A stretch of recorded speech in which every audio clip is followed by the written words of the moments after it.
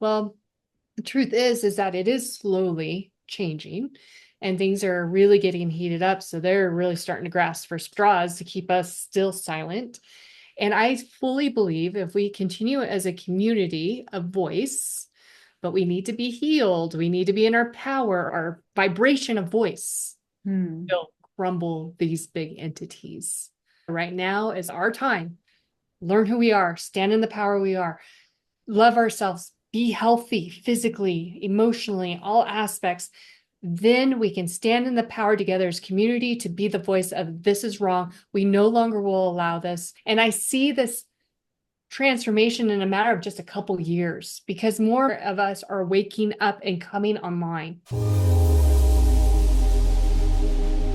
Welcome to Sister Flames, the podcast where two sisters dive into the heart of spirituality, religion, and living authentically. Join us as we broaden our horizons, delve into holistic health, and share personal stories that challenge our perspectives. Together, we'll inspire you to embrace your true self and open up to the possibilities that lie beyond individual experiences. Whether you're seeking spiritual inspiration, a deeper connection to your true self, or a supportive community, we've got you covered. We're so excited you found us and we're glad you're here. Let's light up this journey together. Hello, everybody. Welcome to the Sister Flames. I'm Missy. And I'm Jessie. And we have a special guest today, our friend Corynthia. Corynthia Angelo, also known as Corynthia Soul Ascender, is a medical intuitive healer, a fifth dimensional channeler, a speaker, and author of 3 books. Corynthia uses her abilities to channel the highest frequency guides, galactic tribe, and angels to offer her clients divine guidance, psychic healing, and personalized spiritual guidance. In her own words, she says, "I am here to amplify the presence and abilities of lightworkers and starseeds, while guiding humanity's evolution into the new world of the 5th dimension." That is an amazing sentence, and I can't wait to get into this conversation and hear more. Corynthia, it's so great to have you here. Well, thank you so much, Melissa and Jessie, for having me here. I just feel honored to be part of an amazing podcast you guys have out there for others to watch and be part of. Thank you. Let's jump in. Jessie, do you want to start? Yes. So a lot of our listeners are just kind of coming from all different walks of life. So they could be new to the verbiage and the meanings of like light worker and ascension. There was another word in there that I really loved in your description. And so, like galactic. And so can you kind of expand on what this is and how to explain it, like for people who are just starting to really jump into their spiritual journey and letting go of everything that they think that they know so that they can make room for more understanding for this type of level of spirituality that you help people with? That's a good question because there is so many people that are just kind of waking up to society ways that don't serve them anymore. It doesn't make sense to them anymore. It doesn't feel good for them anymore. And they're curious of what is going on outside of this reality that I know, because they can feel it in the cells of their body. They can feel it that there's got to be more. Which is beautiful that finally the world is awakening to this new evolution of understanding we are so much more than what we've been taught, told, made to believe, in whatever direction it has come from. So the best way to describe that to some of these people that are, listening, that, something feels different and it doesn't feel like that the truth that you've known as truth is your truth any longer. And a lot of that is you really starting to open up and recognize within you that your soul is much more evolved than this existence of this earthly realm that you know of this lifetime. And going into recognizing that you're more than this, then you start getting the question of, well, is God real? Is my idea of life, is that real? Is my experience, is this real? Things like that. And the best way to be able to see things differently is just to allow yourself to visually understand that this is a limited vision that we know within ourselves, and that there is a bigger vision around the world and galactically expansive understanding of ourselves, of a human race. So going back to the question you had, Jesse, of how do you explain it differently, is to understand that our souls do come from somewhere. We're not just this one existence and that's it. We actually have souls that come from many different galactic aspects beyond this world that are here to play a human, here to have an experience.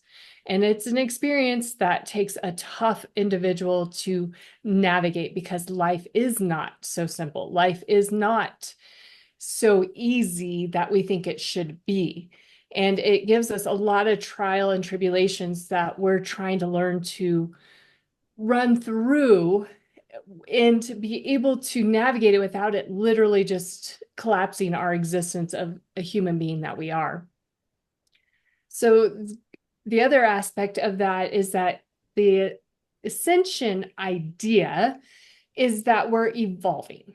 And it means that, you can evolve in different ways. It can be where some people believe ascending means you're out of your body and you're in this blissful existence. Ascending could be heaven for some people, whatever, ascension mindset that you've decided to be your truth. But ascending in the manner of what I teach is that you're just ascending into a new evolution of becoming a heart-centered person, not a mind-centered, not a society-centered, but a heart-centered. And being with your heart-centered person allows you to really learn how amazing of a human being you are, and the abilities and gifts that we have that are beyond what we've ever been taught or told to believe of ourselves. Does that help answer the question? Yeah, that was beautiful. And I noticed you went right into channeling. I could feel it actually when you started channeling.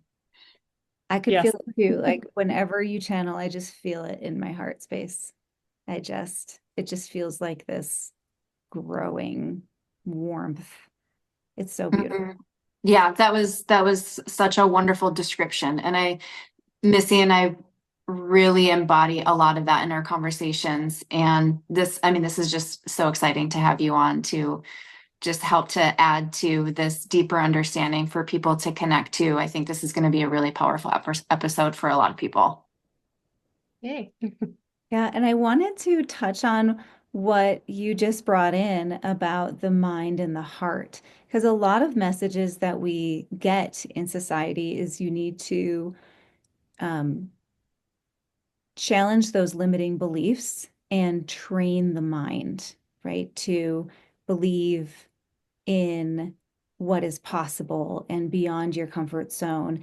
And to then, there's all sorts of, there's cognitive behavioral therapy, there's all of these healing modalities, and even manifesting um, guidance that say that it's all in the mind and your belief system and the power of the mind. But what I feel in your channelings is that it's actually the heart, and it's in the body and the cells and the DNA, that it's so much deeper than the mind. So what is actually the role then of the mind and the body in this healing, in this ascending experience? I love that. So the big thing with the mind is that humanity has created it to be our everything. We've been taught since a young age of like, the mind is going to get you far. It's going to make you successful. The mind, you want to sound intelligent, and all these different expectations that we have been taught as a little child, that the mind is the power. It is everything. And we never were taught about the heart or the physical body or anything else. It's just all about the mind. And it has become its own being of a sense within our own being. And it's a little confusing to think that, but a lot of spiritual practices say this is the mind with a little m, and the real mind within the heart is the big M. So the way to understand that a little bit better is that our mind is meant to actually be activated through the heart.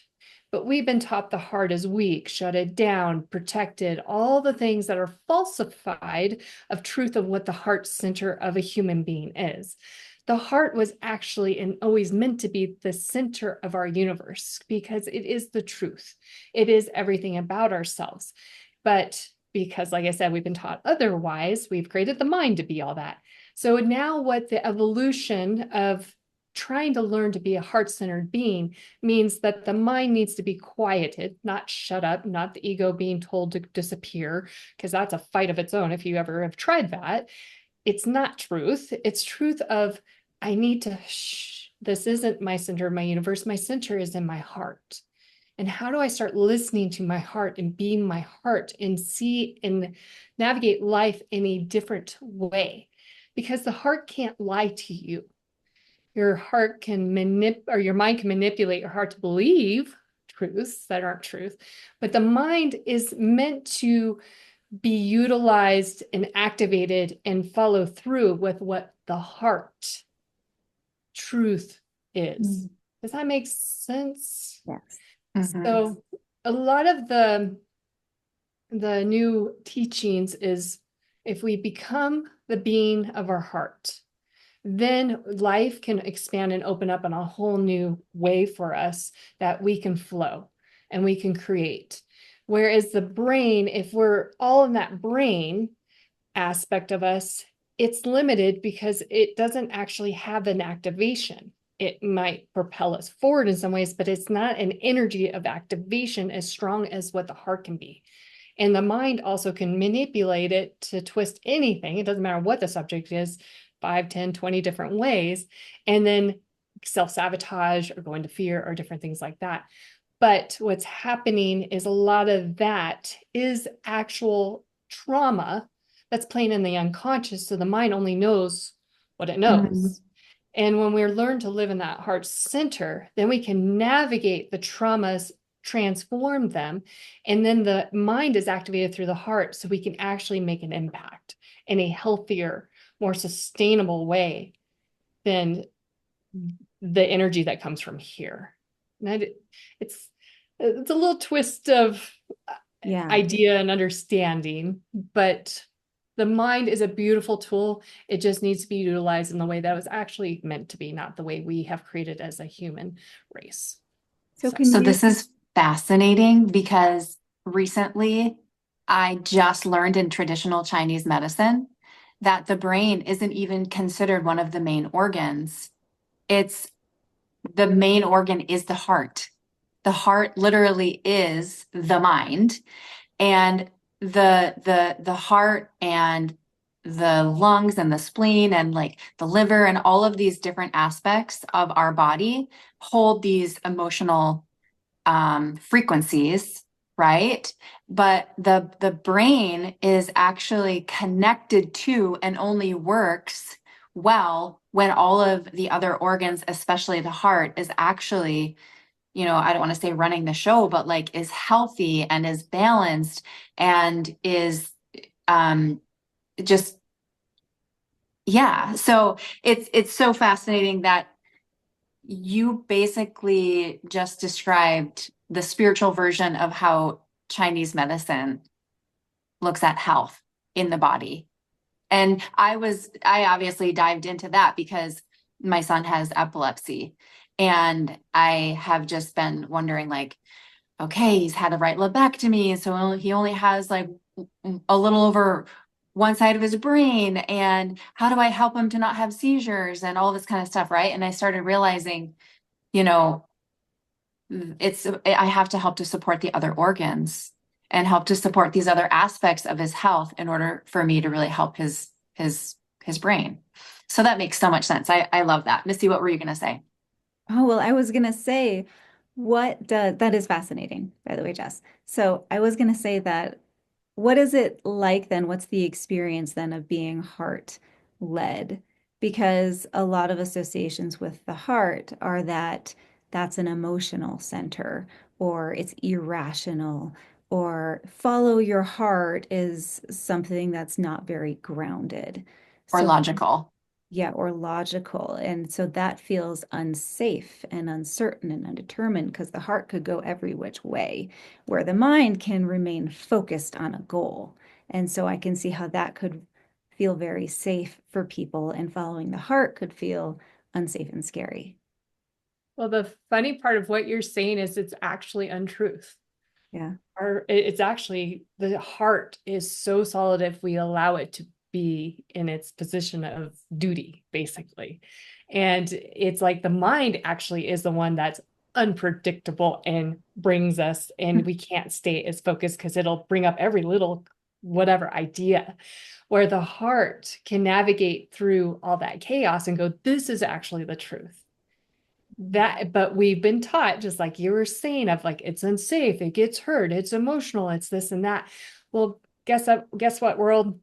You're a human being. You're meant to feel and express and have emotions. That is part of the human experience, the good and the bad and everything in between.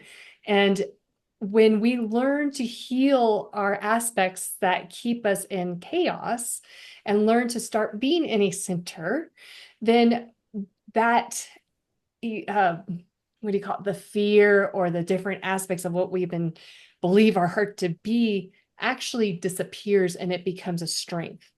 And the heart can go, yep, that's bullshit. That's bullshit. This is truth. This isn't, and lead us in the right direction of our purpose, lead us in the right direction of our experience and expression without being taken out in a way that we are used to being taken out emotionally. Well, a lot of the emotional comes from the brain spinning everything in different directions and puts you, like I said, in a self-sabotage, fear, freeze mode. Yes, it can still propel you forward, but it's not going to be the same energy and flow of when we learn to make that heart, that strength, our center, because that can see the truth. That expands us energetically so that we have more options and we don't have to just kind of pick whatever we can and just try to navigate and flow through it. We can actually just breathe, open up, and just see it, feel it, express it in a way that's healthy.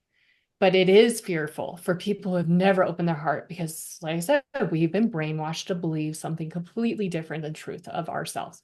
And the purpose of that, if we want to look on a broader scale of humanity, was to control humanity. If we do not know how powerful and superhuman we are, we will never be in power. We will never be powerful, and we will not be able to stand on our own 2 feet. So we can be herded around and manipulated and enslaved in whatever the agenda is for humans to be.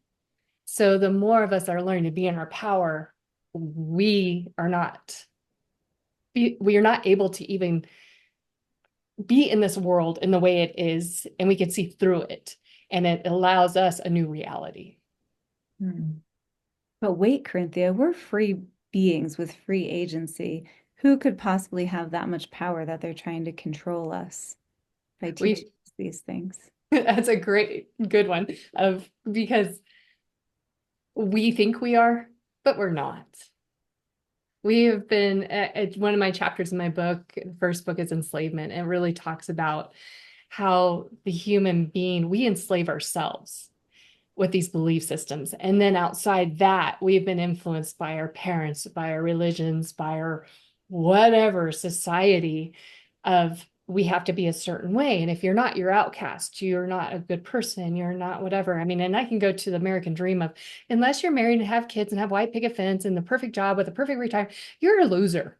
Well, that's not the truth, but these are ideas society has played to enslave us, to work ourselves to death, be just sick enough that we aren't dying, but are spending all this money into pharmaceutical or medical, and keeping us from really fulfilling our true purpose of being enlightened beings of this world and making a healthy world and society to live in. So the bigger agenda of who's doing it that's up for debate. There's many ideas of what's out there, but truth is it comes down into the point that we enslave ourselves. And that's through the mind, not through the heart. Yeah, and I feel like those are all ancient spiritual teachings and practices that have been so lost over time and even hidden, and a lot of the wisdom that has been passed down. There are some indigenous tribes and cultures in the world that continue them, and they are very enlightened beings.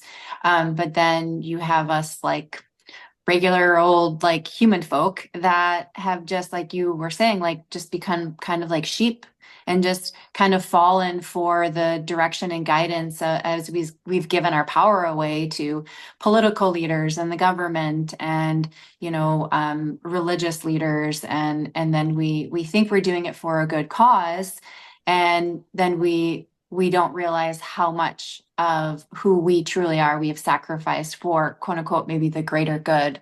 And we forget who we are, and we forget how powerful we are, mainly also because we're not being taught that anymore. And it's this breaking free. This is like the whole theme of Missy and I's life. It feels like the last couple of years is like this breaking free of the density and the rigidness and the hardness and the toughness of, yeah, the ego, and breaking free from the story of the ego.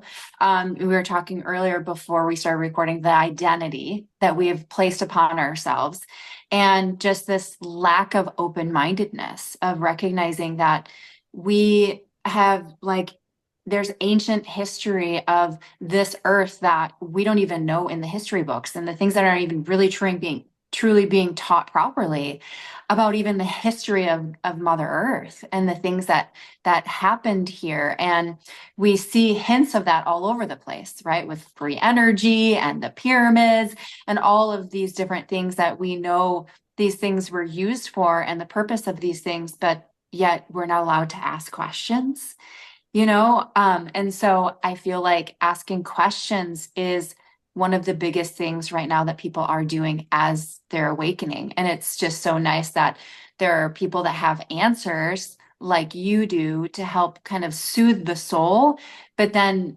educate and align people back to their spiritual self so that they can begin the empowerment that they need to really start walking the path that forward, so that they can really change this frequency and vibration, and like just this understanding and being excited, in this incarnation, that we recognize, like, oh, this is why I came here, and this is why the time in humanity is as crazy as it is because there is stuff that needs to be transcended, right? And so, yeah, I mean, that's a whole lot to talk about, but that's really what we're doing right now at this time in humanity, right? Absolutely. Yeah, what needs to be transcended?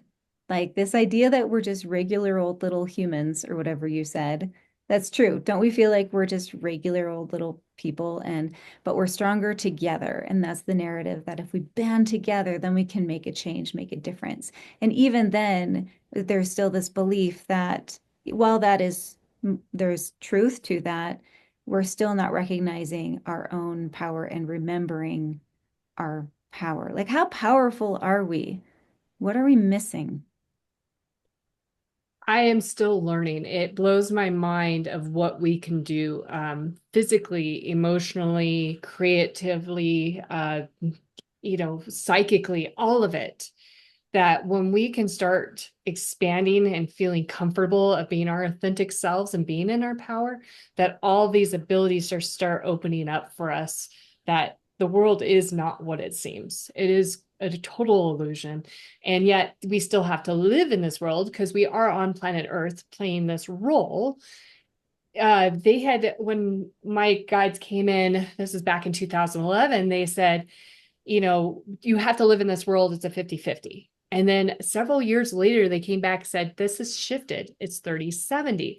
70% is what you create 30% is you still have to live on this earth and in this world and with some of the rules, and I think it has jumped even since then, more now, since COVID and all that people are just expanding, that we are seeing that it is what we want to create of it. If you want to continue perpetuating, hell on earth, it's going to be hell on earth for you. You're going to keep drawing that energy. And if you want to make it heaven on earth, you'll start drawing that in. But the thing is that we are here to have certain experiences, and they're not pleasant always.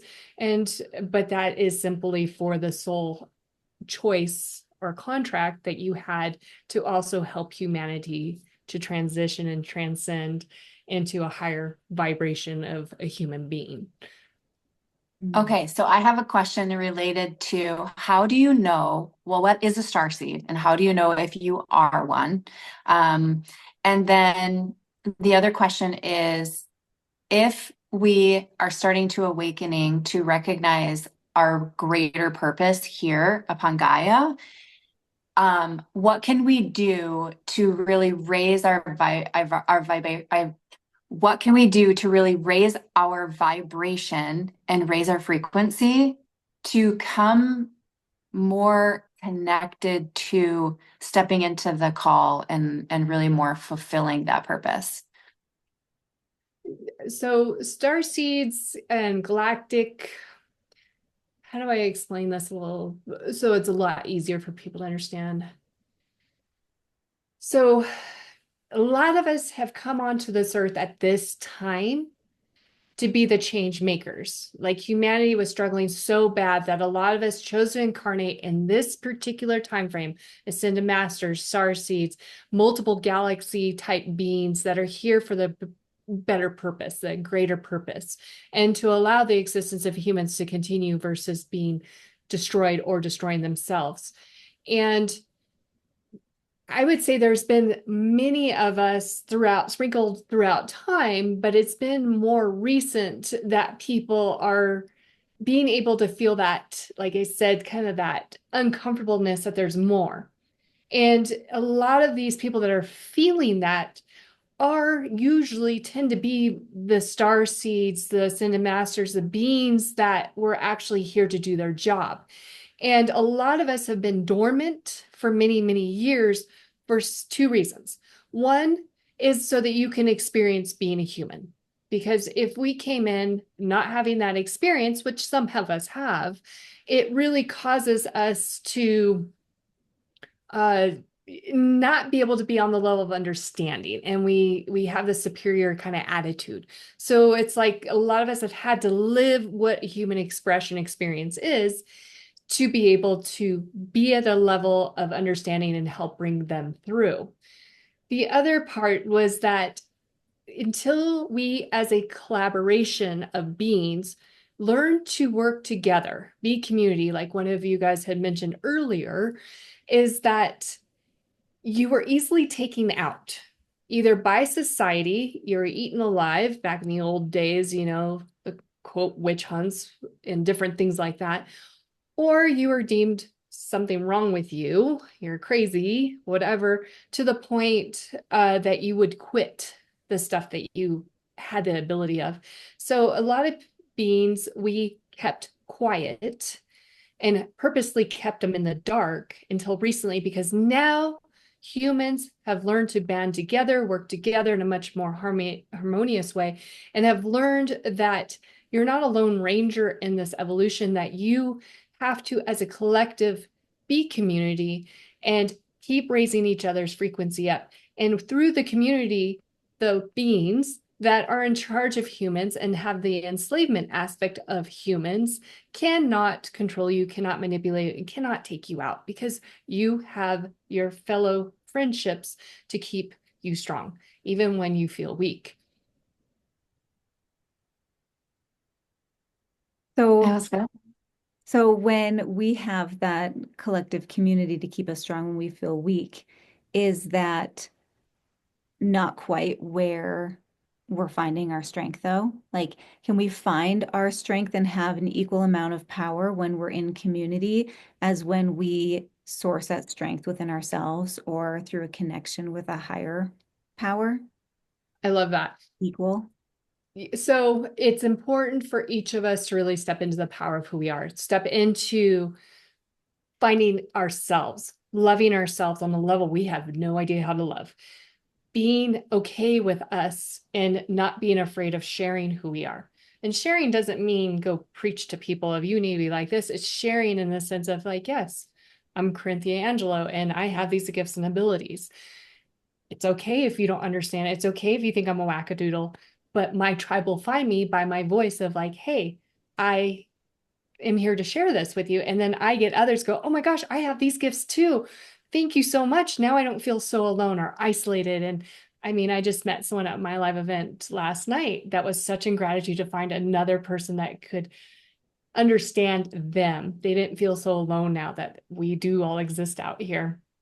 And the community, be discerning with the community, because there are aspects of people that are trying to manipulate the spiritual aspect of it and creating it into cults and just another religion, like what my beings had said in my book.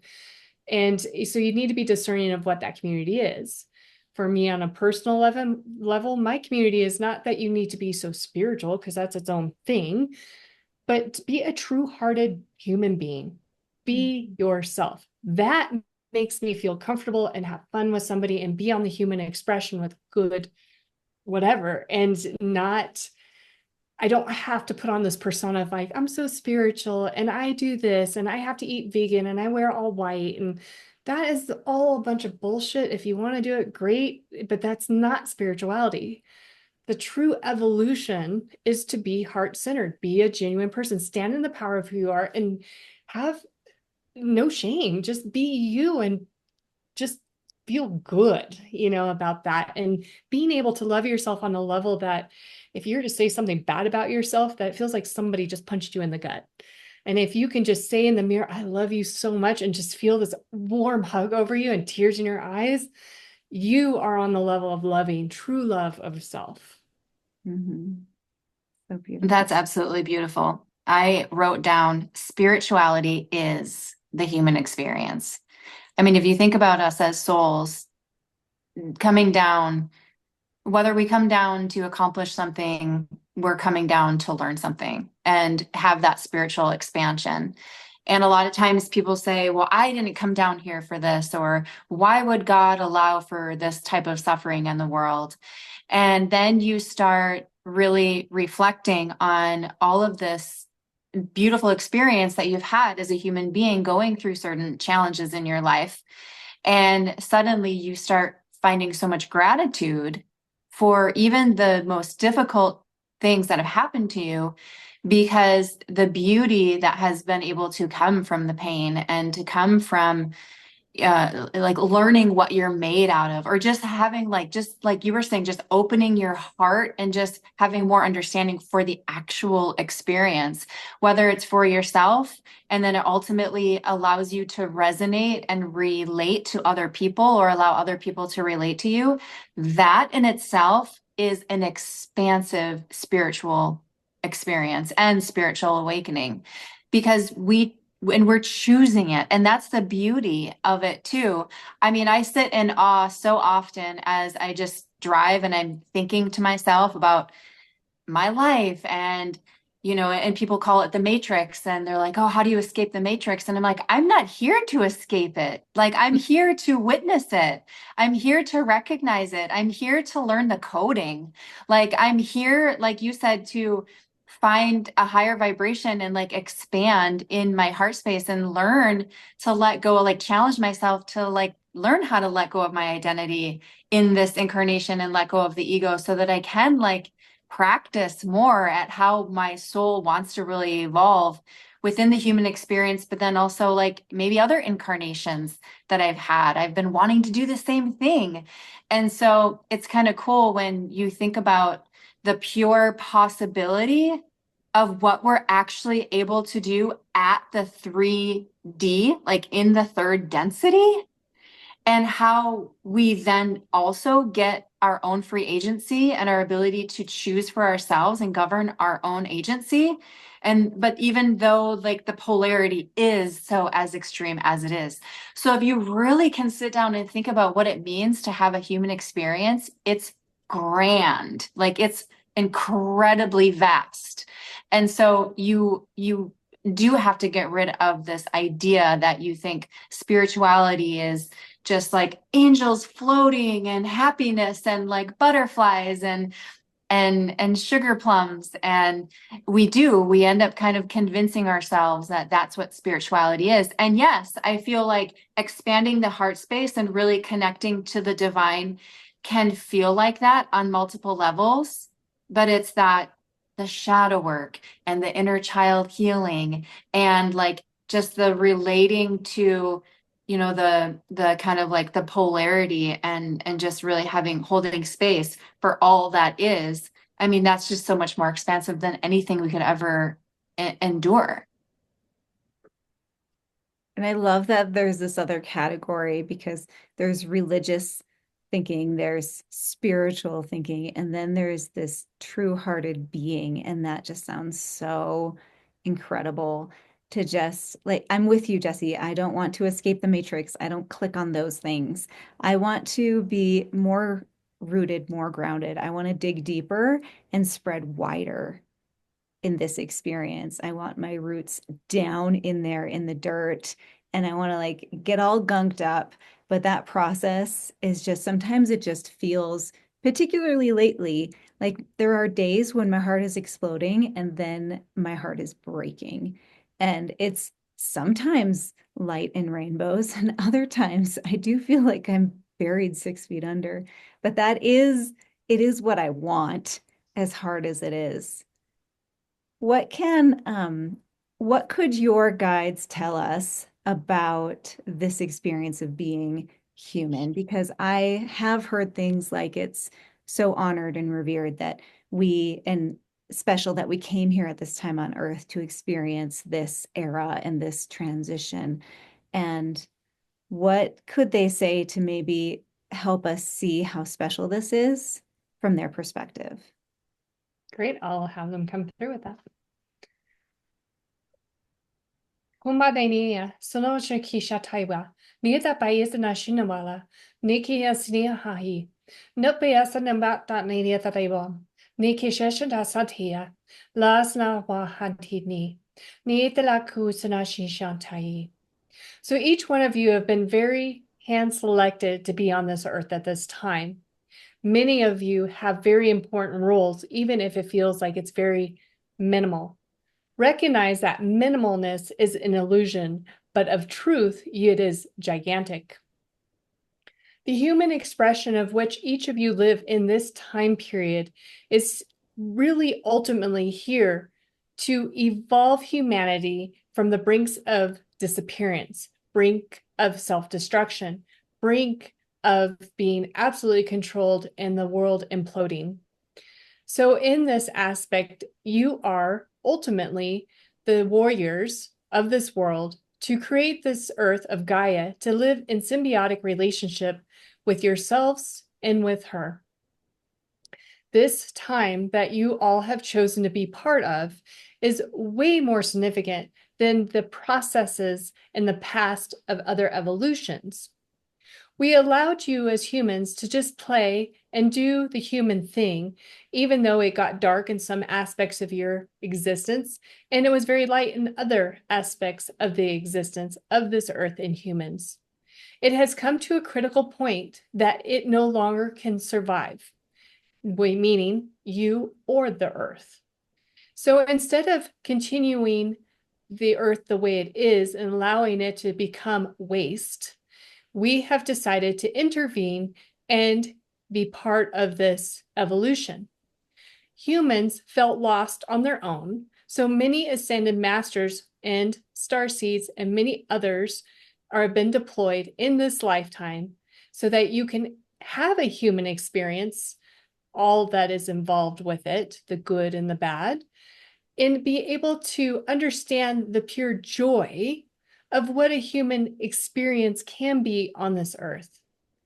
You have the ability of all your senses to feel, just to have this information that it's almost like an overload if you weren't so lost in the technology, but the overload of what does Gaia truly bring to you? What does the earth actually have? And it's when you are in an open expression or ability within the heart center, you can get so much information from nature and the earth around you. Right now, the masses have been deprogrammed of the truth of who they are.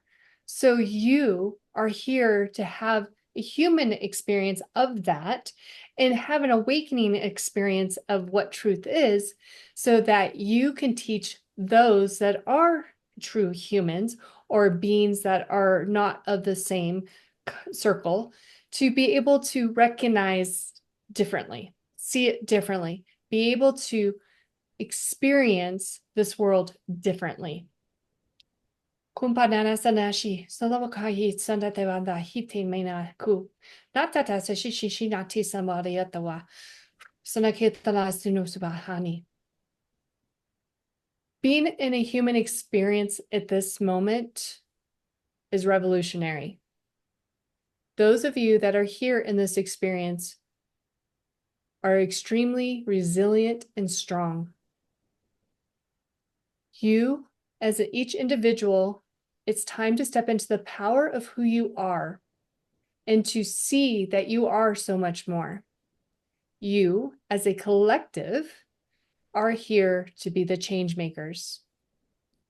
Individuals have a harder time navigating this earth and making the change on their own. It is much stronger and quicker to be a collective. Enjoy the human experience as you make this transition. This is not to be an experience of just pain or fight. This is to be an experience of why is Earth so amazing, rare, and why is humanity so precious? As each of you can feel that part, then it's easier to fulfill your purpose. You are here, remember, for a bigger purpose, even if you can't see it in this moment, because each of you play a part.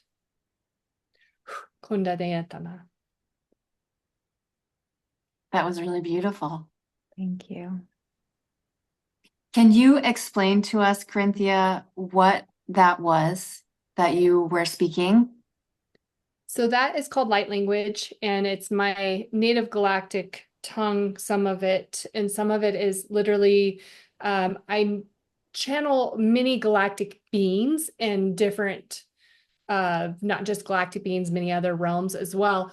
But that particular group is a council of 12 Octarians that I mainly work with, and they came through and that was their language. And the purpose of the light language is to up the frequencies of the cells, and it does it through a frequency. So with that language, because all language has frequency, it bypasses our brain, so the brain can't regurgitate it into whatever or blow it away. It literally impermeates the actual cells of our body and enables to allow us to hold a higher level of vibration and evolution of self. So, Corinthia, what is it like to channel? What does it feel like? What is the experience? Do you hear a voice? Is it a feeling? And do you feel like you're actively translating? Are they telling you what to say? What is happening? When I'm channeling nowadays, I mean, I've been channeling for most of my life, but nowadays it's just a very direct, I call it telepathic energy. It's like my brain has no idea what's going to come through my mouth, and I allow it. And the beings a lot of times will come into my body. Sometimes they don't, but it's literally just a very telepathic energy that comes through. And I just allow the mouth to just flow with whatever's coming through and not try to filter it through the brain. Mm-hmm. And then do you feel it in your body? Like, do you get, Yes. yeah. It's interesting, back in the beginning, I get really hot and sweaty and, it would wipe me out just holding that frequency and energy. Nowadays, it just feels like it's a very normal, natural part of who I am. It's a lot less, how do I say it? I don't have to do anything to provoke it. It just comes through. And so, And you say the old days. When did this start? How long have you been doing this? I could see things and know things since I was 3. At age 25, I almost died of Crohn's, and then my remote viewing and my medical intuitive past lives, all kinds of stuff started kicking in. I always was very tuned in and could feel what other people felt since I was a young child. But that was a whole new level of feeling. And I had to learn how to navigate it differently because it made me sick by being in energy and not knowing how to have a boundary with it. But you had a different career before this started. I did. I actually did 9 years of firefighting, and I did worked on Forest Service, used to repel out of helicopters. I had an adrenaline junkie side where I was snowboard racing, teaching ski racing. I had a great time, just doing all the crazy stuff of even flying helicopters. Like I got my helicopter license. Like I just loved all that fun human adrenaline stuff. And then at age 25, I injured my back at a ski hill. And my career of firefighting was over, and I definitely was lost during that time. And the blessing is that every time I would embark on a new adventure versus just being stuck in this idea of my identity as a firefighter, and I have law enforcement background, and I was trying to be an arson investigator with all that. And it was neat because it allowed me to start living all over the country, having new experiences. I lived all the way up in Alaska, working law enforcement up there, up in the oil fields. It was just like, it's neat because it allowed new expansion of who I am. And then it started weaning itself in. And I fought it because it was just different. And even though I had all these gifts and abilities, I never had teachers. And my first teacher, I think I was about 35 when she stepped in, and it was wonderful because she taught me how to start utilizing my gifts versus them just being a party favor and scaring people or whatever it was doing. And then when I got a taste of that, I was not somebody totally different, that I do have these gifts and I know how to utilize them in a better way. I just couldn't get enough of it, and I loved it, and I just kept learning and learning. And it wasn't so much I was learning from humans, I was learning from my guides. My guides would come in and go, hey, you're going to learn how to see the spine, you're going to learn how to heal the spine, and you're going to empower the people to heal themselves and things like that. Go back to your office and do what we tell you to do. And that was my evolution of growth for many, many years. And still to this day, they'll still come in with new stuff, and I love it. So does it feel when you're channeling or when you're being guided in this very specific way, like go to your office and do this, do you feel like you still have agency, or you're being any element of being controlled or not being able to make your own choices? There's been times that I definitely felt like I did not have power in that, and I gave my power to them. And then it was a few years ago, I had a wonderful teacher step in, and he explained, hey, you're the same as them. They're just in a different realm, seeing it differently than you in the denseness of living earth. You're exactly the same level of them. You're just the one that threw the straw and you're here on the earth. And that really changed my aspect of I, as a human, can also tell them, hey, this doesn't work in this human realm. I need to do it this way or do it that way, and add that human aspect and not be so controlled. But there are times that my purpose is so important, according to them, that I have had to move to certain areas to do certain work. And I have to do it flying blind a lot of times and just trust. And sure enough, it unravels itself of exactly where I am, why I'm there, and the big impact that I did have in that specific space. There are times that, I can fight back with them and they'll leave me alone. And other times they're like, this is bigger than you. You have to follow through with this because no one else can follow in that footsteps of what you came here to do. So there is a tug and pull with that. But what I've learned is that I can have a lot of fun with what I'm doing, and they aren't bossing me around. They are literally just keeping me on the goal and the purpose of what I'm here for. Mm-hmm. And having that attitude really makes it a lot easier versus me being like a 2-year-old throwing a temper tantrum. at them, why? I don't want to, and then Yeah. it's really beautiful when I follow through. So, Yeah, you had mentioned soul contracts earlier. Is this a soul contract that they're reminding yes. you of and that you remember? Yes, so-called contracts are a very loose term. Some of us, we can renegotiate our soul contracts and some we can't. I remember very clearly, when was this, about 7, 8 years ago. At that time, I didn't have the ability to telepathically channel the way I do. I was channeling, but it was different. And someone came through that was a channeler, and she had said, they want to know if you're willing to renew your soul contract. You had 5 opportunities to leave the earth and you chose not to. And those were the 5 times I almost died. And there was no way for this woman to have known that. Mm. She didn't know me. And I instantly, without even a thought through my brain, I said, that's why I'm here. And I reeled back afterwards going, what did I just sign up for? Because it was like a knowing in the body where the brain had absolutely no clue.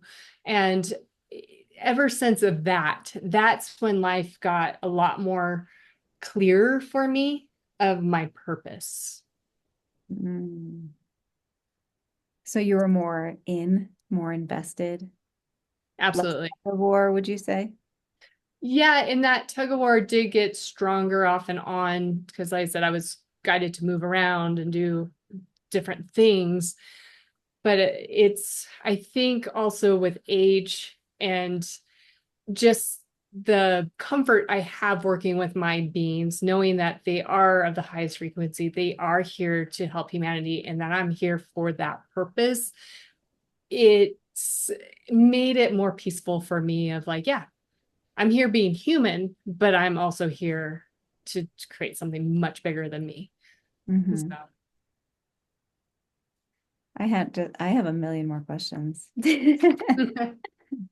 Okay. So one thing that I've heard you talk about is trauma, and trauma in the body.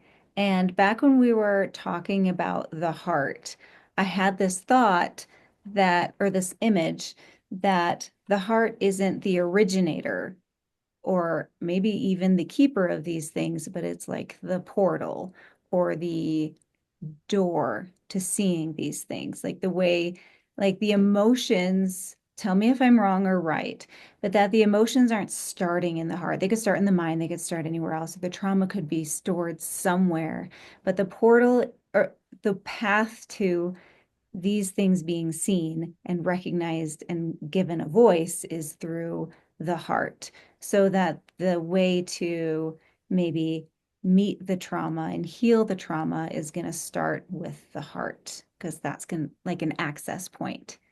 Is there any sort of truth to that? You're dead on with that truth. The big thing is that trauma can happen without us recognizing it is a trauma. And a lot of people will be like, well, I didn't have a trauma, I didn't have a bad family, I didn't have this, I don't really have trauma. But they could have created trauma by a belief system or just someone who they admired that said something to them that hurt them, or, that we have traumas that are much bigger of, something awful happening to us in this existence. And the interesting part is that the heart, I believe it enters through the heart on some level because we lose an aspect of our innocence and we lose an aspect of our purity when these things happen to us. So we learn to start shutting down the heart because we don't want more trauma to be endured. But it lands in the body in different areas. It could be simply in your pinky. I mean, I see it all over the body. But the most interesting part that I have witnessed throughout all these years is that the spine itself holds memory. The spinal cord fluid is your fluid of life. Without it, you really don't exist because it's the fluid for all parts of our body. And the spine, which I just, like I said, love this, is that it literally, each vertebrae will hold memories, traumas from past lives. It'll hold traumas from this lifetime. It'll hold the DNA past trauma from family lineages. It'll hold trauma from your other existence in other galactic spaces. It's mind-blowing what our spine holds on to. So our trauma, it's like it's our memory bank, and we need to clean that memory bank, basically.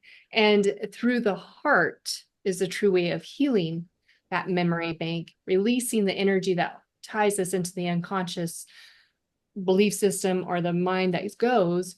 And it also allows us to heal our physical body and many aspects when we release these trapped emotions that are being caught in the spine itself. So yes, our body holds on to trauma. And the big thing is we can do a lot of different therapies. And what I witnessed is that you might get layers of it, but you have to get to the actual seed of that trauma. And a lot of people are missing those seeds. They're able to get the layers, but they're like, but I still have this trigger 3 years later. Well, it's because they hadn't actually gone deep enough to find out, hey, actually, that was a past life thing. Or, hey, that was actually handed down by your mom. Or, hey, this was, somebody in the church told you this and you just held on to the belief system. It's like different things that is really amazing to witness what the human body does hold on to, and the cells keep reproducing, and then the unconscious keeps playing. And isn't one of the things that you do or that you're doing right now with your Kundalini workshop, isn't that what you're helping people to work through? Does it relate a lot to this aspect of the spinal fluid and obviously a relation to the Kundalini? So you'll have to explain what that is for our listeners, because I think that's going to be another new term. And then really how that relates to unblocking maybe the chakras or those emotional aspects or these things within the body. Can you explain that, and then also share this workshop that you are doing with people and how intense that is? Yes, absolutely. So the new workshop that I just put together starting this month, and I will have several throughout the year and hopefully years, it's actually the Galactic Kundalini Awakening workshop. And what I'm teaching is what I once used to do when I had physical people in my office on the tables. And what I'm doing is I'm teaching my students to become the practitioners of how to unlock this life force that's within us that has been dormant through this lifetime, possibly, to allow the body to expand in a way that is more energetic than dense, because we are energy. So it allows us to kind of awaken out from this density to be more of an energetic being. And through that, you get this beautiful, smooth awakening through the physical body where it moves.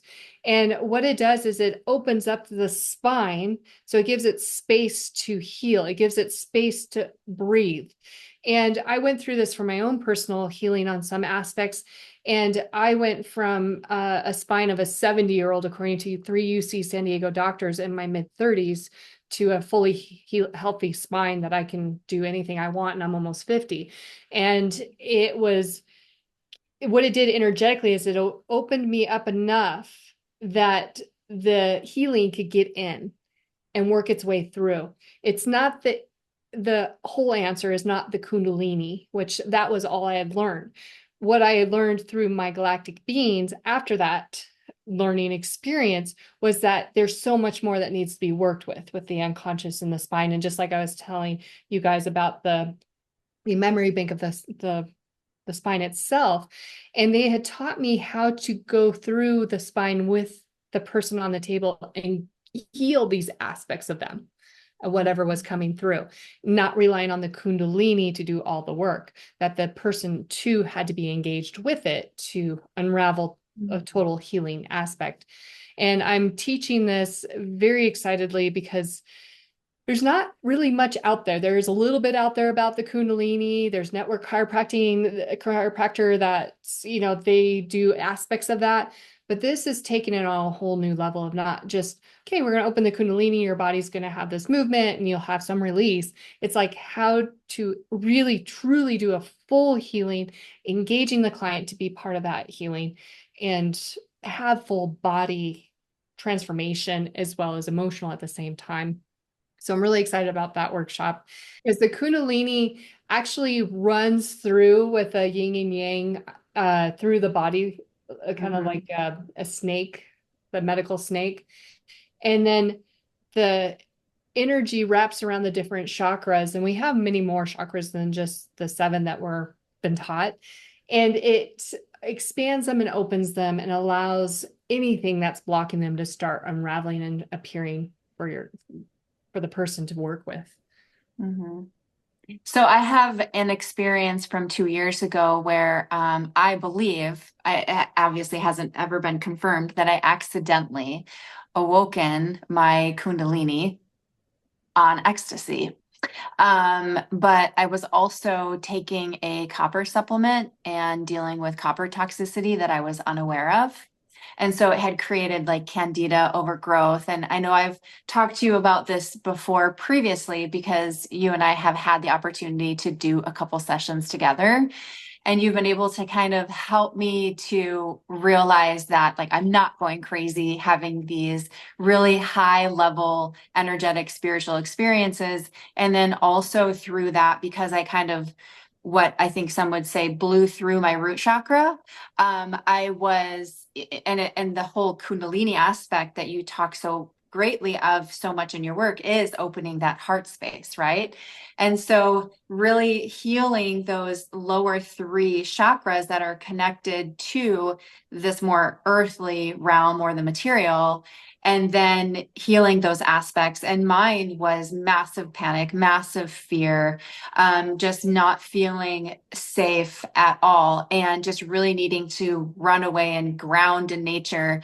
And what happens is when people accidentally awaken their Kundalini, or they awaken it and they're not really ready for it energetically, like you were talking about, you can actually just kind of go on this roller coaster of energy where you're grounded and you're having like massive enlightenment, and then like magical things. I called it God's magic. Things like were being revealed and opened up to me spiritually that like I couldn't ever explain. You can only ever feel it and actually embody it. But then at the same time, I was also just, I call it weaving in and out of light and dark. I was also weaving through the density of these lower chakras, and just this like deep seated fear and anxiety that I believe and correct me if I'm wrong, but I feel like when we do this deep healing work, we're not only doing it on behalf of us, we're doing it on behalf of generations and generations that have come before us, and that ancestral healing and the DNA and all of those things that have been passed on, those traumas that you talked about, they get passed on through the DNA. And what I love is that, like, I really believe that Missy and I have come here together as sisters, as sister flames, to be breaking it, like not being the rule breakers, because I wouldn't necessarily say like that's what we're doing, but we are definitely breaking the transition, the traditions, the religious traditions and beliefs of our family in massive amount of lineages. And so this is why I think we have been called and felt so strongly about this podcast and having these conversations, is because we are truly, truly feeling like we are paving a way for our own family and our ancestors, and holding space for that and allowing it to come through us. Which is why I think we are suffering through a lot of these challenges right now. I mean, I was suffering through psychosis. It was like schizophrenia, and I just really believed that I was taking on a lot of the burdens and just transcending them, literally just transcending them, by allowing myself to go through that, which was really, really difficult. And I wouldn't recommend anybody awakening their Kundalini that way. But our higher selves, what, Missy? I said, don't do drugs. Well, it wasn't, I mean, yeah, that's a whole nother conversation. I think that would be really fun to explore, is using mushrooms and psychedelics, and using marijuana, and using different things. I mean, ecstasy and Molly, and what else do we call it? DMNT. Mm-hmm. I mean, they actually use it with people that have depression, and it helps to break them free from those dense emotional feelings so that they can really see it. All it does is it just increases your serotonin. That's all it does, is it just kind of, it changes your neurotransmitters. But it was the belief system while I was on that opened up a door for things to kind of go haywire for me. In the midst of literally opening up my heart chakra so big that everything blew through. So I just wouldn't recommend doing that on ecstasy. But I'm also really grateful for that experience, because I wouldn't be on my spiritual path as far advanced as I am without having had that experience. So this is why I love that you are creating a workshop for people to actually come to you, and eventually for you to do online, as I know you spoke about, so that you can really master your skills for helping this, because that healing process and the balancing of those energies is so imperative before you truly open that heart space and awaken your Kundalini through all of those 7 chakra points. Yeah, that intensity that you went through, you know, there are people that have a spontaneous awakening. I see children that have accidentally got laced with something and have a huge awakening. And, you know, so the way I look at it is everybody's different of how their awakening happens. I agree with you of like, don't do drugs trying to create that experience, because it may not end well like it did for you. You know, I witness a lot of people that go do overnight ayahuasca stuff that's actually does way more damage to them than help them, because they're not being brought on this journey in a healthy way, you know, where it's not a real shaman. They're just people that are calling themselves shamans, and they're doing it in an overnight retreat versus many, many months of preparation and creation. And I feel like there's a place for all that, but in a healthy way, not in a some of the spiritual stuff that goes on out there that is actually, like I said, witnessed many clients that it's been extremely detrimental, not helpful, you know? So I'm so happy that through yours, you were able to have that evolution and recognition enough to turn it into such a beautiful expression and experience. And you're correct, because we are the shadow, we are the light. There is nothing wrong with the shadow any more than the light. They're perfectly perfect, but we need to balance it. And I had a conversation recently with someone who had asked me a question about the shadow work. And, you know, the shadow work is, we don't need to go beat a dead horse. We don't need to go so deep and make it so dramatic. And there are aspects that we do need to, but very little of that. It's more of just learning to see it, take your power back from it, and honor it and love it, not push it away or hate it or be against it, because it's really honestly still part of you. We are meant to be the dark and the light. We are all of it. And that's where we can experience the difference. Otherwise, if we were just light, we wouldn't have anything to contrast it with, or vice versa. And it's learning in this lifetime to be all of it, but in a healthy manner and balance, just like you had said, the balance of, you know, our chakras, if you want to call it that, or just the emotions within ourselves. And it's beautiful that you've been able to work through what you have and be on your evolution, because I think it was a big experience for you just to open your eyes of like, oh, wow, the world isn't what I thought it was too, if I remember correctly in our sessions. So yeah, well, it would have been nice had I known you 2 years ago when I was going through that, because that was a really difficult time.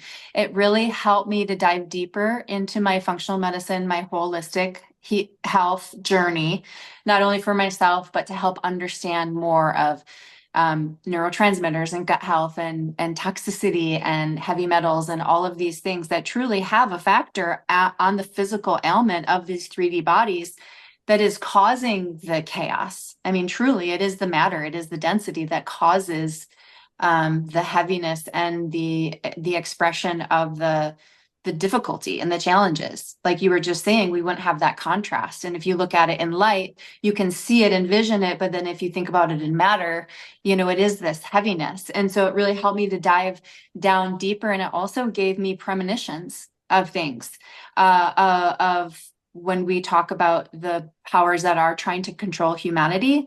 It helped me to recognize, how are they going to do that? What is that going to look like and feel like for somebody that is truly out of their own control?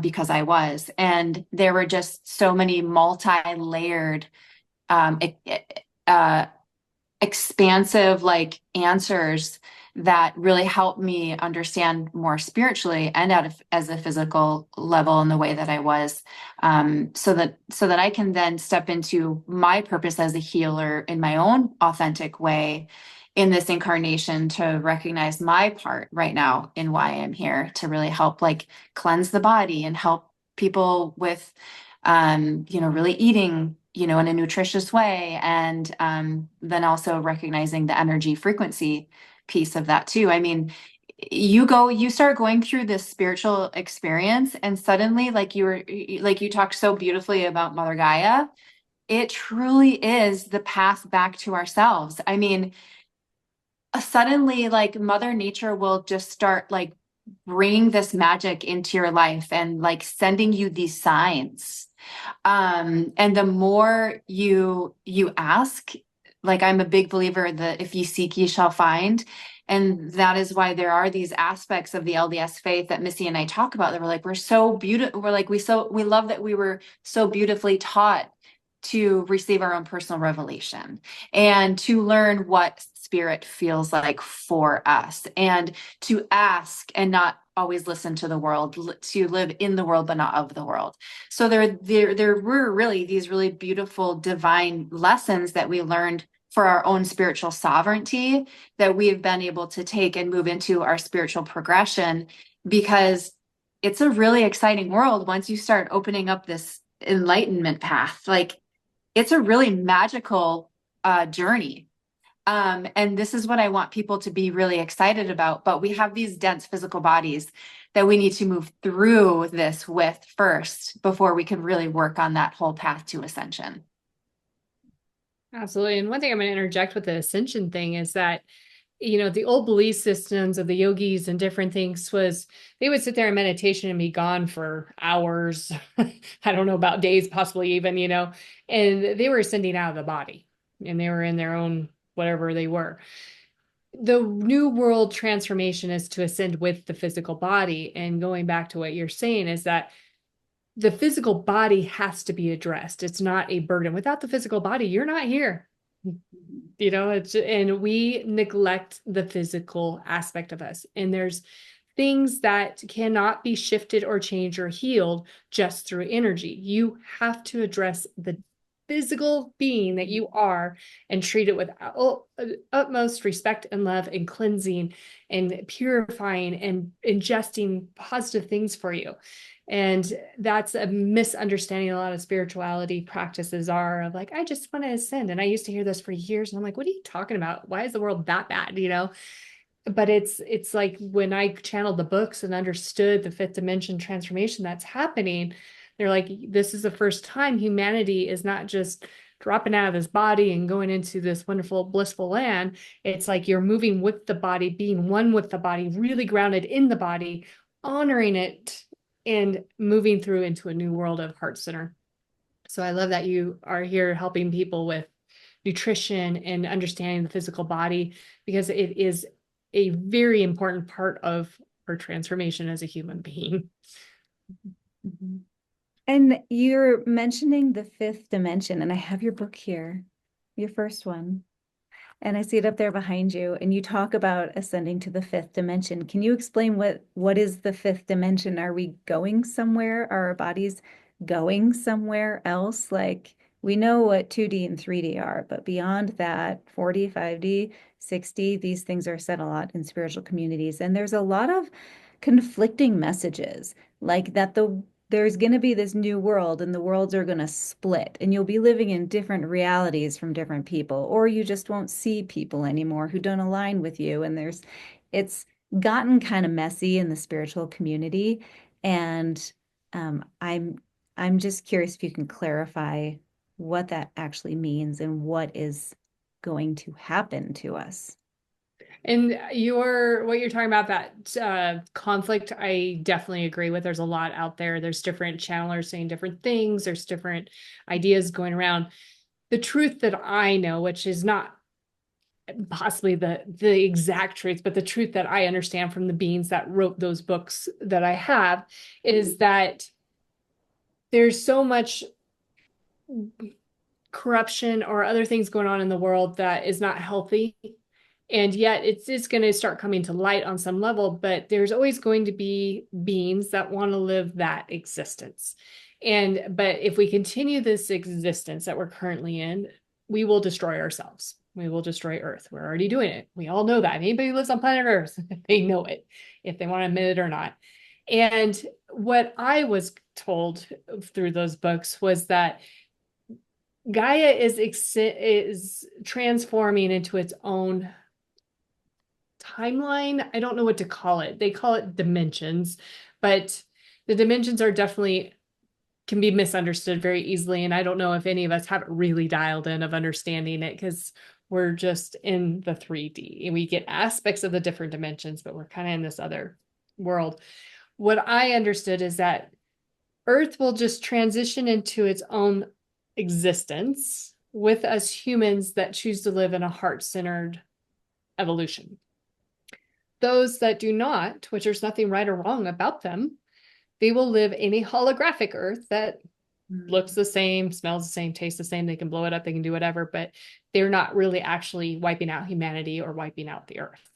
And so it's kind of interesting, because to me, it kind of feels like maybe a video game of some sort, you know. Here's the real world, here's the world you're playing in, you know. So what I understood is that as that transformation happens, as people in the holographic world, just like you and I that have been awakening, choose that we don't want to live this existence, it doesn't fulfill me anymore, I want to be much more, I am much more, whatever, then those of us that are the teachers of the new world will be here to help them evolve into the true existence of humanity. Now, how that all looks, I don't know. And I have witnessed that the truth of when we don't resonate in certain frequencies, it doesn't really exist around us anymore. It's still out there, but it's not in our forefront. It's not in our energy field. So when they had said to me aspects of, you know, you're just not, they're not going to see you anymore. Well, there's truth, because I see that walking down the street.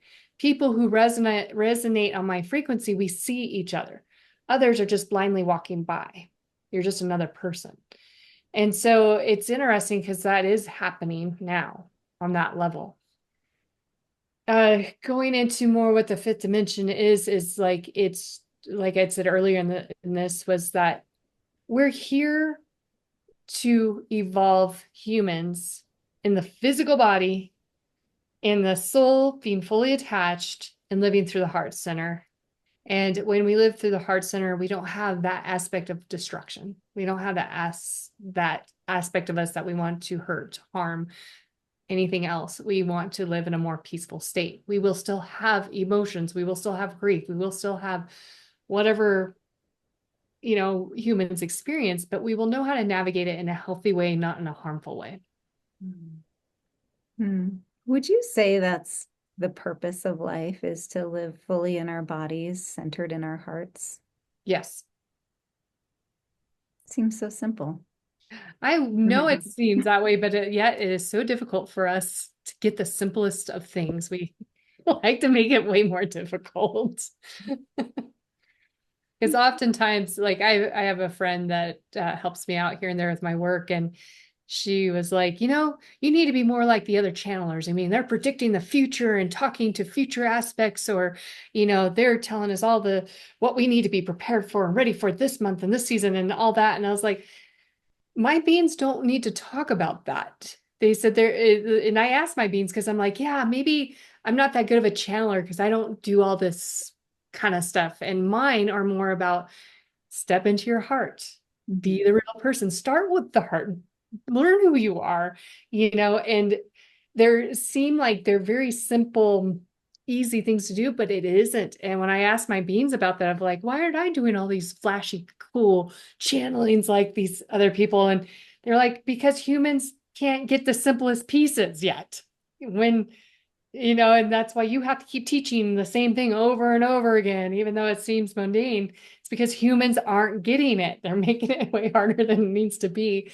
And then when humans can start grasping the simplest of concepts, then I can do even more advanced stuff. But I found that interesting because I was like, that makes sense.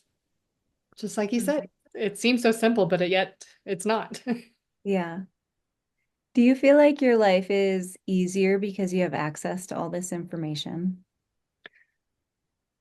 Uh, in a way, but even having access to all this information since I was a young person, I still was so caught up in the third dimension mindsets and belief systems and self-destruction that, I didn't have a concept. I didn't really understand. And it wasn't until I learned to start healing myself that the world changed in front of me of truth. Because before it was like, even though I had all these gifts and abilities, it still felt like fairyland of fakeness. And I must be crazy kind of deal, to now of like, no, I see the bigger picture. I see things so differently and can navigate life so much differently than I used to. And I'm still human, so I still go down the pitfalls, but I can catch myself very quickly and then go, no, no, no, no. This is an old pattern, old belief system. This isn't what I'm going to be doing. This isn't who I am anymore. So, we are human. We're going to have our ups and downs, but learn to navigate it with much more peace and ease is the goal. Yeah. What kind of advice would you give somebody right now that's really struggling with the what is the word, atmosphere of the world right now? I mean, we've had some really big elections, not just in America, but all over the world. I mean, things are really shifting. The way that I see it is people just don't see the bigger picture. And so there's just a lack of information because of the news sources and the way that information is being delivered and explained.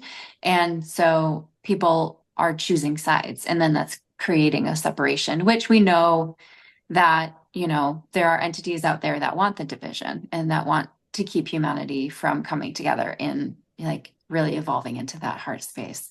So what would you say to those people that are really struggling, that have, and usually I'm going to assume they're struggling because they've chosen a side. So what would you say to those people from one way or another? Well, we all have choice. If they want to play that game, they're welcome to play that game. There's no right or wrong with that. Those of who that don't want to play that game anymore, but are still sucked into that chaos, it's a choice. You can turn off the TV. You can turn off social media. You can put what I call my earmuffs on, of filtering only truth to come through, and there will always be chaos around us until the world has a full transformation. And we can choose to be part of it or stay in our own power of who we are and continue our path.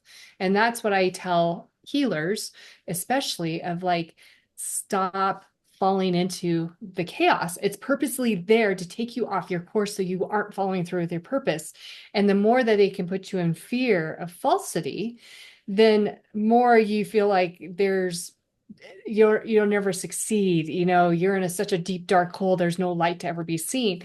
That's the purpose of it. And I don't care which direction you believe in, because you're only literally getting 30% of truth from what they had told me. It doesn't matter which side you're on. It's all a lot of lies. And both of them, or all of them, are here to keep you in fear.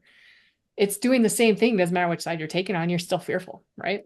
So if we can just ignore this to the best abilities that's possible, and keep saying, is this in alignment with me? Does this make me feel good? Does this allow me to continue my evolution of moving forward in a heart center?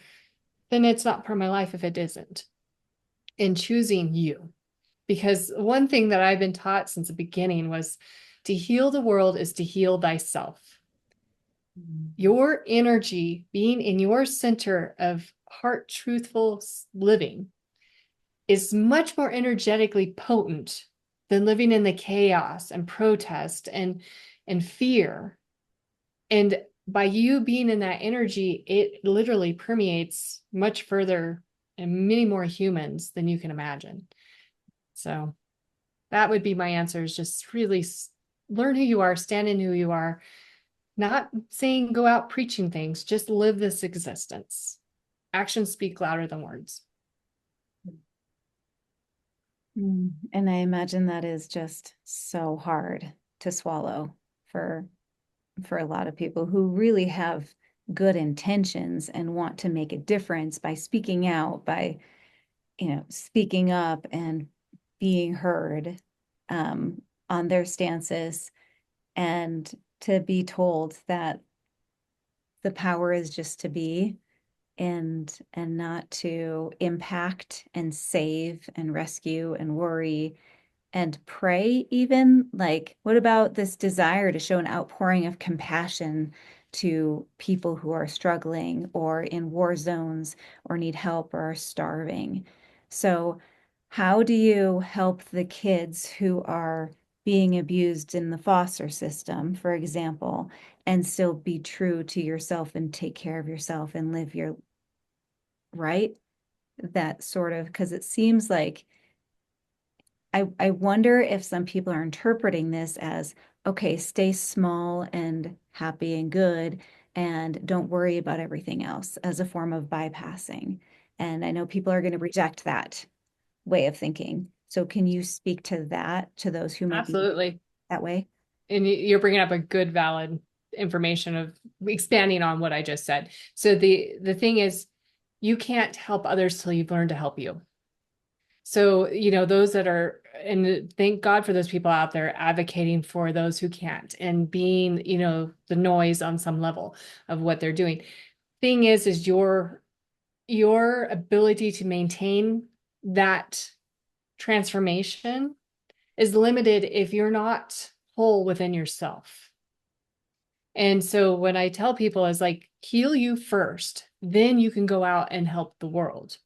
But there's an aspect of us that think we are God and we know everything.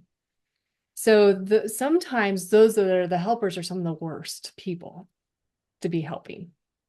And it sounds really odd to say that, but I remember someone saying that to me and I stepped back and I was like, what? And then I thought about it and went deeper with it. And it's like, a lot of times, those who think are helping out of their own righteousness or belief system actually are doing more damage. I'm not saying this for everybody by any means, but there's a good percentage. The others that are doing this out of the right purpose, genuine heart-centered beings, and I'm not saying the others aren't, but there's sometimes an agenda behind it. Sometimes they're just wounds that they're projecting to help others. This part of it is you will get depleted very fast trying to help others. So you have to go inwards for a while, really heal yourself, stand in your power. The energy you exert and bring forward to help the others, it's much easier for the person to sustain that energy, and it's landed better and healthier for whomever you're helping. And your voice has a frequency that makes an impact versus just more noise out there with the rest of the noise. And it doesn't matter what side you're on, you think you're right. We always think we're right because that's what we believe. And this person said, yes, that's what we believe. So it must be truth because we believe it. But who said these are wrong? You know what I mean? So you're playing this kind of game with each other that it's slippery, of how it can go and where it can go. But I encourage everybody, really heal yourself, really learn who you are, then try to be the advocates of positive change. Okay. Does that make better sense?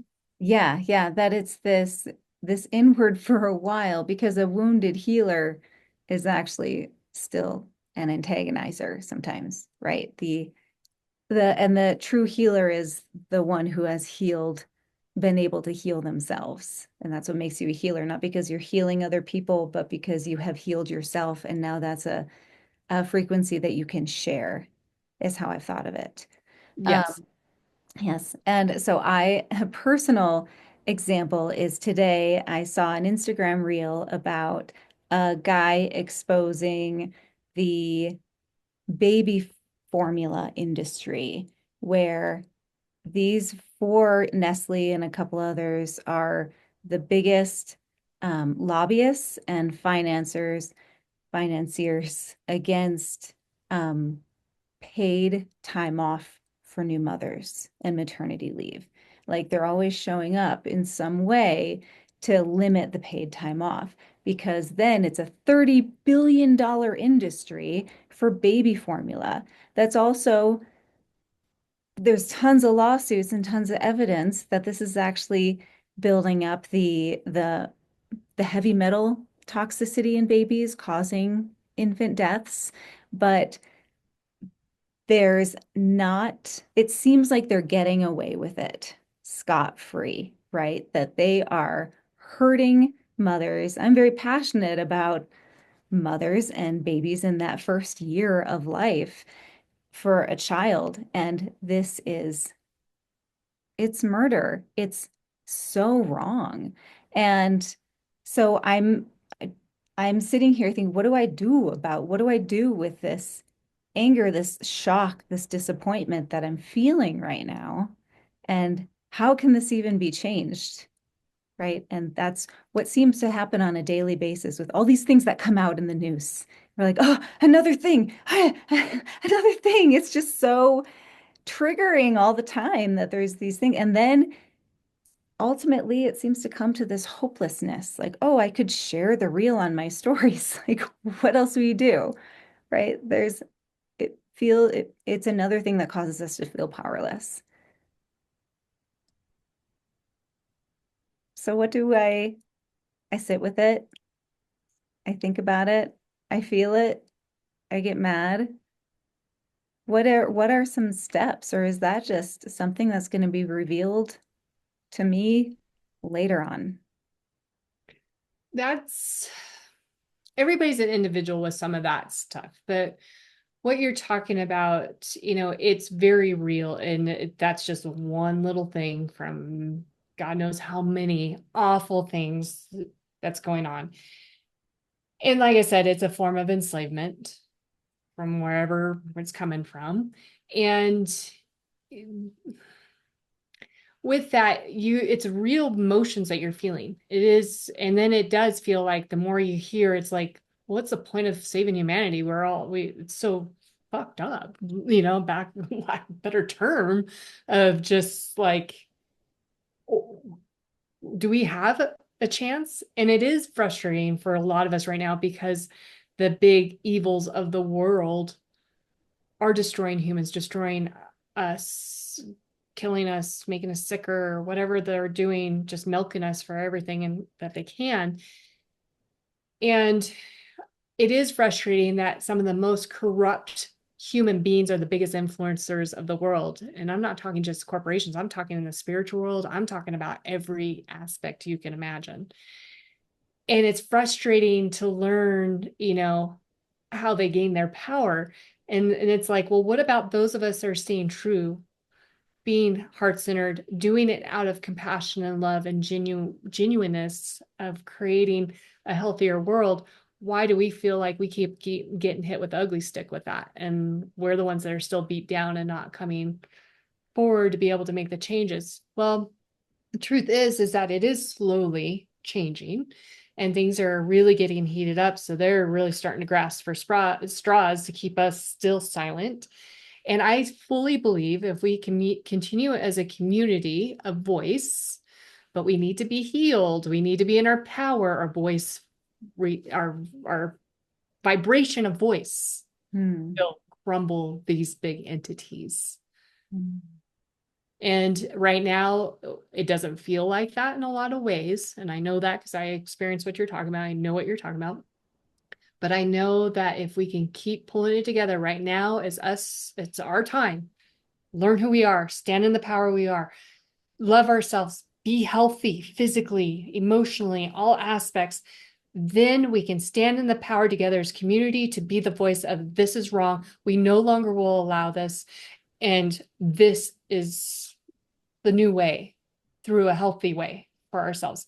And I see this transformation in a matter of just a couple years because more and more of us are waking up and coming online.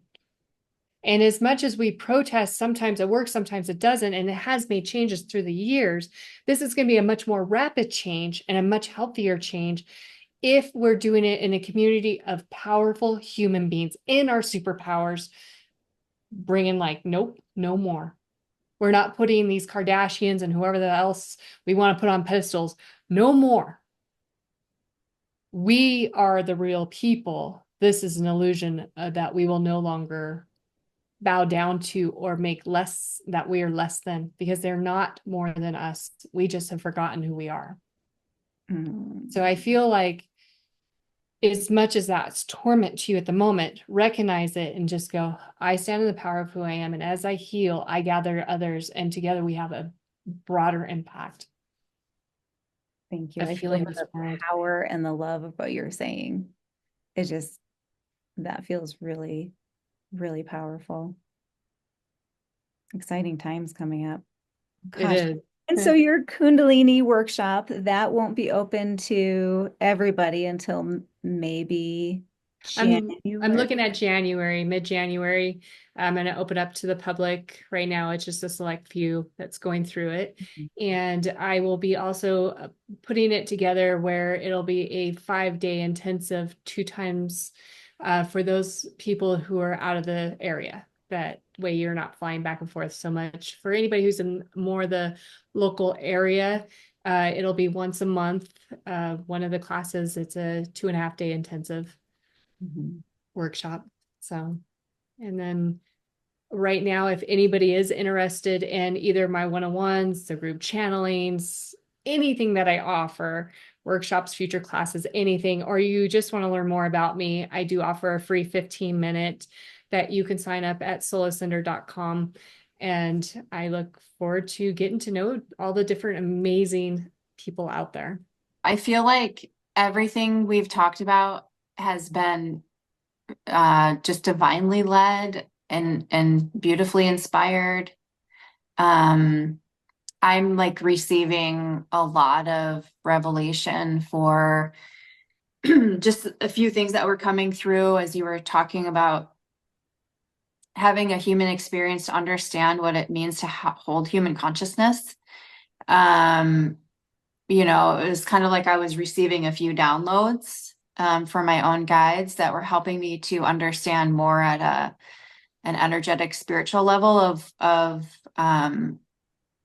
what that actually is meaning for me. So that helps with quite a bit of expansion that I've been looking for. So I have to thank you for that, because you always have the ability to, I don't want to say give a solution, but give really, really good advice to empower us to find the solution that we need individually. I want to make sure, Missy and I want to make sure that people know how to work with you. Okay. And I mean, I can even testify with, you know, the few sessions that we did together. You're very authentic, and you meet everyone where they're at, and you don't have just like a specific agenda, that you really follow the intuition of your guides and working with their guides and helping them to open up what they're needing. And there were so many things that we worked on and that you taught me that I'm not the best at implementing them, but they're always in the forefront of my mind. Then I'm like, oh, I need to do that thing that Corynthia taught me because it was so helpful when I was implementing that. So this is kind of a refresher for me with a lot of those things that you walked me through, and the ability that you have to be able to channel and really share that light language, and really connect to somebody's guides and share with them. And I know we didn't even talk about this, so we'll have to have you come back on another podcast to just open up a whole new conversation, because you don't have a memory of the channeling after you're done with it, whether it's on a session or one-on-one, or like it's recorded like you did last night. You just don't, you don't have a memory of that. And you're so humble because we're like, once you go back and listen to it and you're like, sometimes I do, sometimes I don't. So it would be really neat to really maybe dive in a little bit deeper with some of the practices that you do teach and some of those like intricate things that you do teach that could really, really be really beneficial for our listeners who I know are just sitting on the edge of their seat, like very excited to get so much spiritual knowledge and enlightenment from you.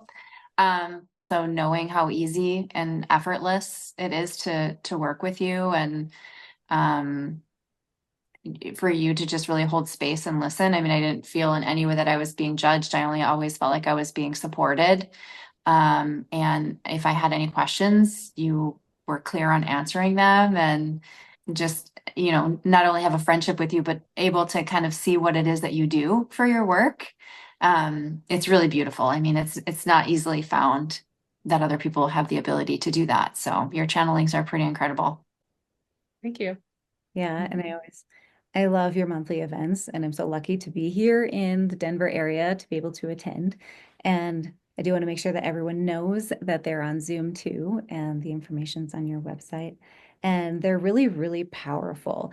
And your book too is really powerful, the one that's out. And I can't wait for the other two to come out really soon, because they're practical teachings and practices that you can really implement, just like in the coaching. Like there's so much treasure because you're guided in how to actually just ground and be present and center in that heart. Everything you've been talking about, like your message is consistent, where it's go to your heart. And that is where the true beauty lies and all the information is.